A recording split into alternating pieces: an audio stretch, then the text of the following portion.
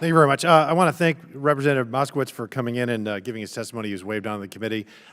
He actually was one of the 29 Democrats that voted with the Republicans to prevent this rule from going into effect. So I want to thank him for his support as well on this. So I figured at the beginning of the hearing that my colleagues on the other side of the aisle would say either this is not a ban or regulating them out of existence. It's something that because it isn't a ban, it's a regulating out of existence. That's what it is. So I would partially agree.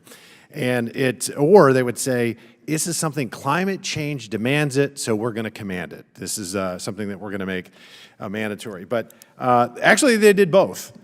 And some of the salacious and ridiculous and hyperbolic claims, like the Republicans are against safety, I mean, that's absolutely absurd. You know, this is about taking away choice. And every time you take away choice, you take away liberty. And it seems to me the only choice that many of our Democratic colleagues are comfortable in allowing the masses to have is abortion. Everything else, it's best left to the elites.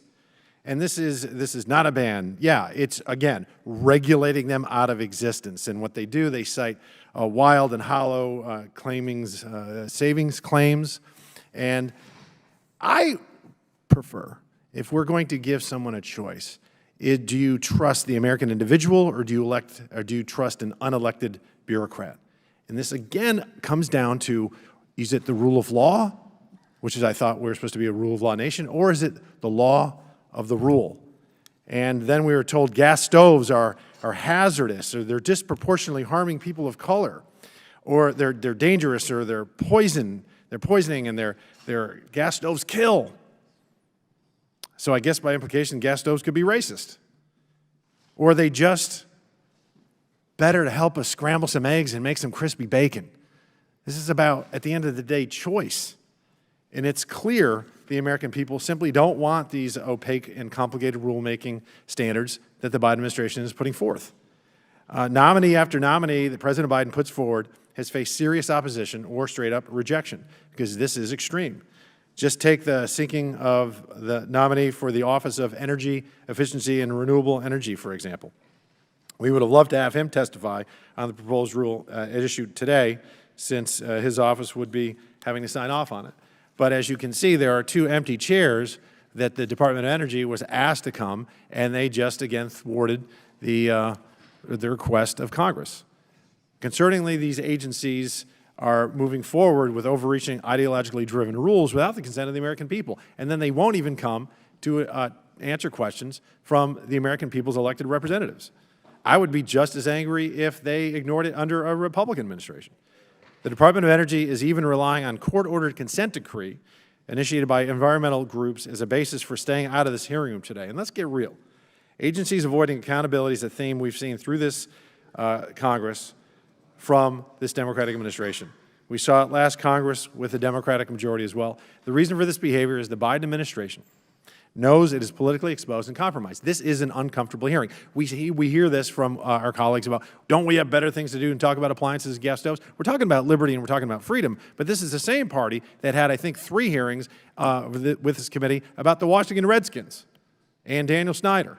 I think we had a little more important things to do than harass that man. I get, what do they call now, the Commanders? I don't even know. They'll forever be the Redskins to me.